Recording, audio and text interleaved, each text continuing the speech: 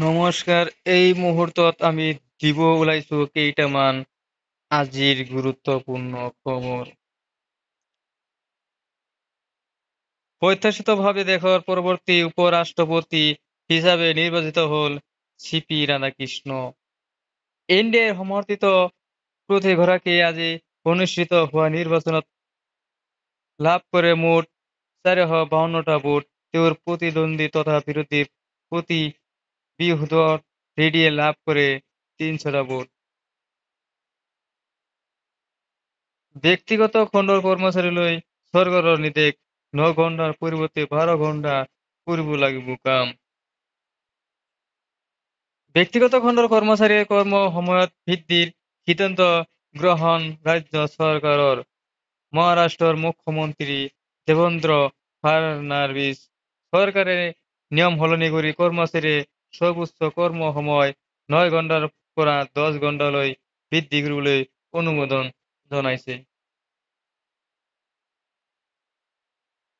নৱেম্বৰত বিধানসভাত প্ৰতিবেদন দাখিল কৰিব চৰকাৰে। 6 জনগোষ্ঠীয়ে জনজাতিকৰণলৈ কেইবাটাও গুৰুত্বপূৰ্ণ মন্তব্য কৰে অসমৰ মুখ্যমন্ত্ৰী হিমন্ত বিশ্ব শৰ্মা। 26 নিৰ্বাচনত পূৰ্বে পুনৰ চৰ্চালৈ আহিছে 6 জনগোষ্ঠীক জনজাতিকৰণৰ দাবী। এই সন্দৰ্ভত শেহতীয়াকৈ প্ৰতিক্ৰিয়া প্ৰকাশ কৰিছে ৰাজ্যৰ মুখ্যমন্ত্ৰী হিমন্ত বিশ্ব শৰ্মাই। তেওঁ কয় যে চৰকাৰৰ ইতিবাচক দৃষ্টিভংগীৰে এই বিষয়টো সমাধানৰ বাবে আগবাঢ়ি আছে। লগতে জনজাতিকৰণৰ বিষয়টোৰ সন্দৰ্ভত নৱেম্বৰত চৰকাৰে বিধানসভাত প্ৰতিবেদন দাখিল কৰাৰ কথাও সদৰি কৰিছে। সংবাদ মাধ্যমৰ সৈতে হোৱাৰ বাৰ্তা লাভত মুখ্যমন্ত্ৰীয়ে কয় 6 জনগোষ্ঠীৰ জনজাতিকৰণৰ দিশটোত চৰকাৰে বহু ইতিবাচকভাৱে আগবাঢ়ি আছে। নৱেম্বৰত বিধানসভাত আমি প্ৰতিবেদন দিম। ইতিমধ্যে 6 জনগোষ্ঠীৰ সমস্যাৰ সমাধানৰ ক্ষেত্ৰত চৰকাৰে বহুখিনি আগবাঢ়িছে। তেওঁ লগতে কয় যে মূল সমস্যাটো হ'ল কংগ্ৰেছে যেতিয়া বিধানসভাত প্ৰস্তাৱটো আনিছিল তেতিয়া কোৱা হৈছিল যে কাৰো ক্ষতি নোহোৱাকৈ জনজাতিকৰণ কৰিব লাগিব। মুখ্যমন্ত্ৰীগৰাকীয়ে এক প্ৰকাৰৰ কয় যে 6 জনগোষ্ঠীক জনজাতিকৰণৰ কৰাৰ লগে লগে আন সকলৰ ক্ষতি হোৱাটো স্বাভাৱিক, গতিকে বিধানসভাত প্ৰস্তাৱটো নতুনকৈ পাছ কৰিব লাগিব। আৰু মুখ্যমন্ত্ৰী কয় যে ক্ষতি হলেও জনজাতিকৰণৰ কৰিব লাগিব। এতিয়ালৈকে প্ৰস্তাৱ আছে যদি ক্ষতি নোহোৱাকৈ জনজাতিকৰণৰ কৰিব লাগিব। ইয়াৰ মাজতে বহুবাৰ আলোচনা হৈছে, কিন্তু ইতিবাচক হৈছে আৰু কিছু কথা সমাধান বাকী আছে। নম্বৰত ভিত্তিত প্ৰতিবেদন দিয়া হব বুলি ঘোষণা কৰে অসমৰ মুখ্যমন্ত্ৰী হিমন্ত বিশ্ব শৰ্মাই।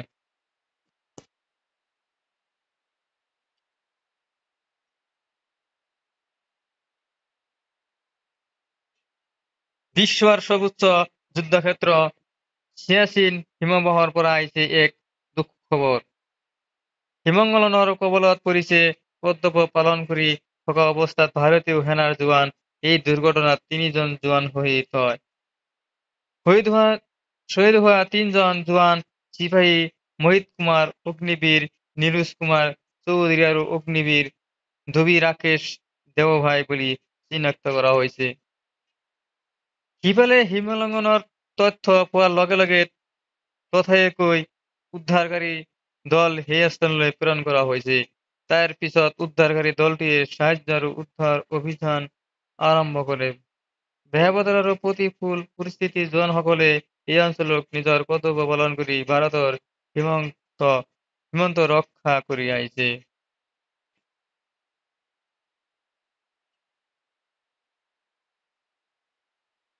নেপালত ভয়াবহ পৰিস্থিতি, প্ৰধানমন্ত্ৰী পদ ত্যাগ কৰিব পৰা নাই। শান্ত জ্বলিছে নেতা মন্ত্ৰী বাহাদুৰৰ উপৰিও সংসদ ভৱন। ভয়াবহ নেপালৰ পৰিস্থিতি প্ৰতিবেদকাৰীয়ে জ্বলাই দিলে নেপালৰ সংসদ ভৱন। অগ্নিদগ্ধ হৈ মৃত্যু হয় প্ৰাক্তন মুখ্যমন্ত্ৰীৰ পত্নী।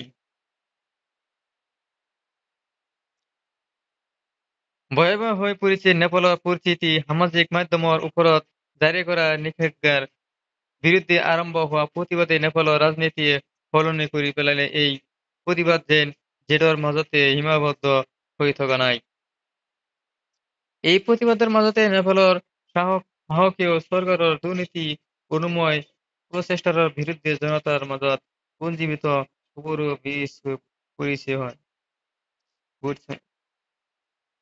এই বিস্ফোৰণৰ মাজতে পদত্যাগ কৰিবলৈ বাধ্য হৈছে দেশখনৰ প্ৰধানমন্ত্ৰী।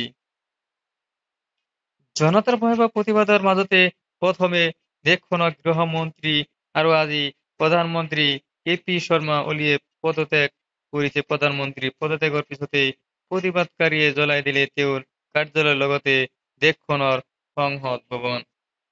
অগ্নিসংযোগ কৰিছে ৰাষ্ট্ৰপতি ভৱনত এসংখ্য প্ৰতিবাদনকাৰীৰ। তাৰ মাজতে প্ৰধানমন্ত্ৰী, ৰাষ্ট্ৰপতি আৰু সাংসদ ভৱনৰ পৰা বিভিন্ন সামগ্ৰী লৈ উধাও হোৱাৰ দৃশ্য পোহৰলৈ আহিছে।